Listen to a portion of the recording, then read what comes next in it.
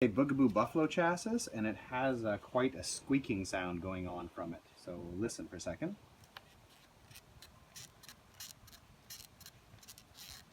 So as I've said in other videos, anytime you have squeaking, it has to do with parts that are loose against each other and not lubricated. In this case, we're going to fix this just by using a multi-spray, and the multi-spray is like WD-40. What you can do is just pop off the top. I've already done that. There's a plastic cap here, and you just use a flathead screwdriver or a butter knife and pop it off. And then you want to open this screw a little bit. You don't have to take it all the way out for your first attempt at fixing this problem.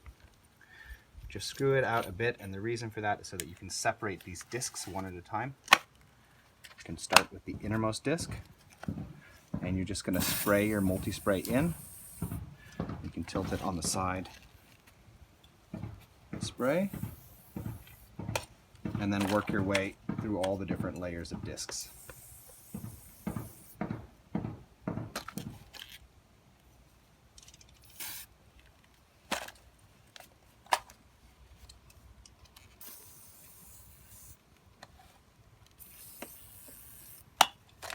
Then you want to tighten it up as tightly as possible.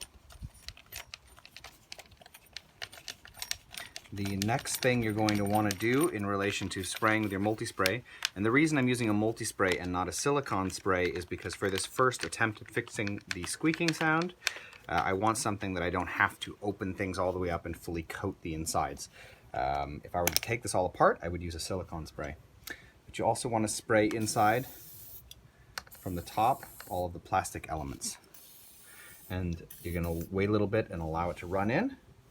Then you can turn it on its side, and you can hit all the areas where gravity is going to allow you to get in on the side. Allow it a little time to set. Flip it upside down. You want to hit all of these places. And you want to hit from the other direction as well. So you're trying to completely allow the multi-spray in from all angles and wait for it to work. And you of course want to do this on both sides of the stroller. So in most cases that should take away your squeaking sound. If you allow it to work a little bit, wait a while, you can see in this case it worked. It means that I hit the area where the squeaking was occurring. Now if this doesn't work and you're still getting a squeaking sound, then what you're going to need to do is to take apart this mechanism by fully removing the screw and spray with silicone spray.